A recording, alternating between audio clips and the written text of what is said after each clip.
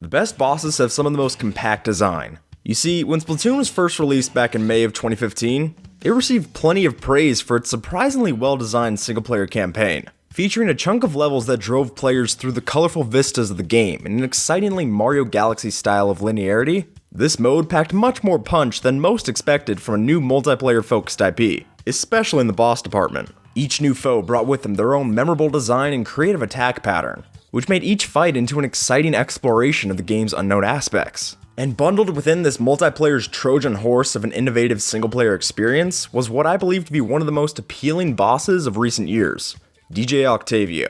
So when my love for this fresh fight led to the preliminary episode of this series, I was excited to realize I wasn't the only one that enjoyed this particular boss battle. However, the shared sentiments didn't stop there. Several comments that praised this fight also mentioned the disappointing nature of the boss's rematch within the game's 2017 sequel. This stuck out to me because a significant amount of the marketing for this follow-up title centered around its bigger and better single-player campaign. And oddly enough, I think the fact that this exact mentality went into designing DJ Octavio's remix is what led to its lackluster performance. So let's get into that here today. Hey all you Inklings and Octolings out there. I'm skipping the tutorial, and this is Boss Battle Breakdown, a deep dive into the ins and outs of boss design. And hey, if this is your first time here, make sure to splat that subscribe for weekly insights into your favorite boss fights. So kicking off, let's take a look at the arena layout of DJ Octavio Part 2. Entering into an expansive circular arena, the player is given plenty of room for maneuverability and positioning. The disc jockey gets the same freedom too, as his stage orbits around you at shifting elevations throughout the flow of the fight. With the blank canvas nature of the island, there is a large chunk of weight given to the player's ink mobility as you splash down colorful pathways to weave through attacks. If I had to pinpoint a bit of this fight's design that blends the best with the game's core mechanics, this would be a likely pick. The concept of sloshing perimeters around the continually moving baddie puts plenty of punch into this side of the fight, and the fact that the landscape ebbs and flows with the attacks of both you and Octavio gives a nicely developing location for the battle.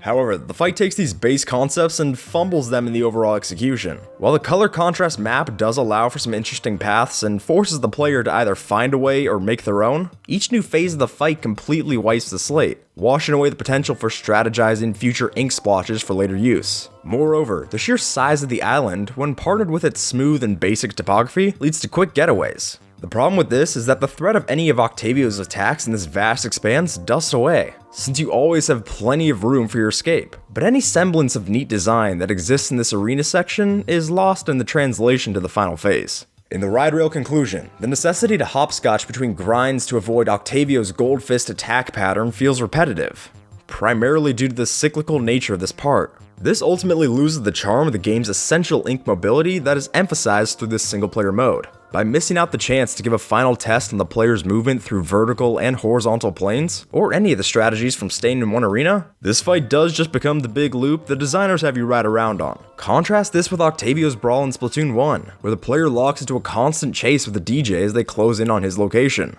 Although this fight also doesn't open up much consistency with the ink terrain across checkpoints, it does handle this aspect better directly through the nature of continually hopping between level segments. Another satisfying part of this is the fact that it mirrors what the player goes through in one of the campaign's more typical levels, giving it that galaxy feel I mentioned earlier. Since you're continually moving from point to point while advancing upon the boss, there's a stable stream of momentum maintained throughout the battle that isn't matched in Splatoon 2's fight. And the more enjoyable aspects of ink mobility from the blank canvas nature exist in this version as well, except they're elevated through the use of earlier platforming elements such as propeller platforms, geysers, and invisible pathways, in addition to the shrinking layout of the level's flooring. And as much as I would like to say that's it for the repetitive nature of Octavio's remix, it unfortunately carries over into the boss's attack pattern as well.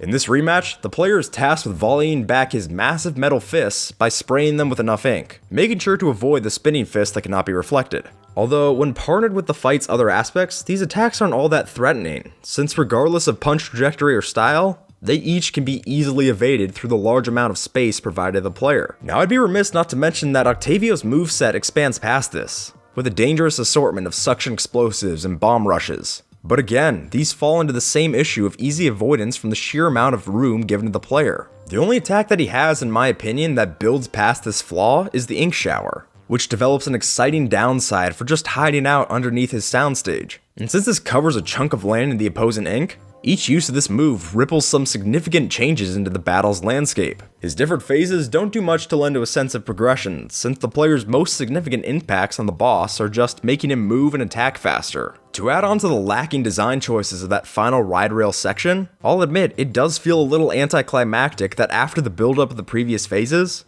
Octavio's attack pattern restricts down to his gold-plated fists, and only requires another set of 8 more reflects to win. All done with the Rainmaker, which despite being a more powerful alternative, misses the more expressive strategies from the player's other weapon choices, especially since they play the same return to sender pattern from before. Splatoon 1 handled a very similar moveset with a lot more speed through its greater emphasis on multitasking. By piling on an expanse of slow and fast-paced attacks throughout the various phases, the fight developed into this compelling balancing act where even the slightest of threats could be amplified just by its pairings. And although the fists are used to push back Octavio and keep with that constant forward momentum, it was plain tennis with a goofy looking Nerf octahedron missile that indeed characterized the ends of these phases, which I think adds to the overall satisfaction of projectile management strung throughout the brawl.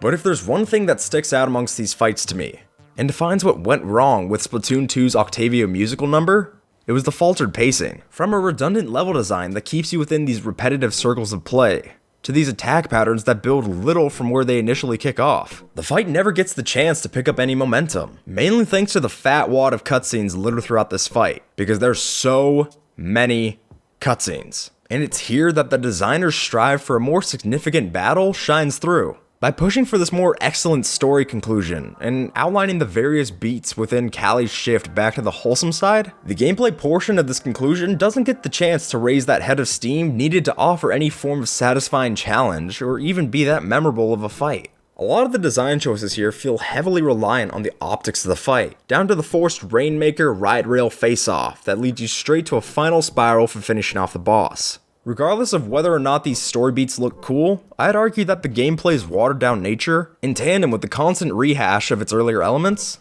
means it doesn't feel as cool as it could have through your controller. Unlike the more campaign-reminiscent flow of the Octavio chase in Splatoon 1, this fight disregards a chunk of the player's earlier gameplay experience and the skills acquired from it to say, oh, isn't it neat to shoot a Rainmaker while scoring a sweet grind? So when it comes down to it, I would say that Splatoon 2's neglect of the game's critical mechanics like positioning, ink management, and mobility is the core reason why the fight ran on empty. And the exact foil for why our first encounter with the boss is all the more special. Hey there, if you want to delve deeper into why DJ Octavio 1 is such a great fight, then splash down on this one in the top right, or ink swim down in the bottom right for another video. If you want to support the channel and score new boss analyses every week, make it rain on that subscribe button. But until then, take care, and you have a good one, alright?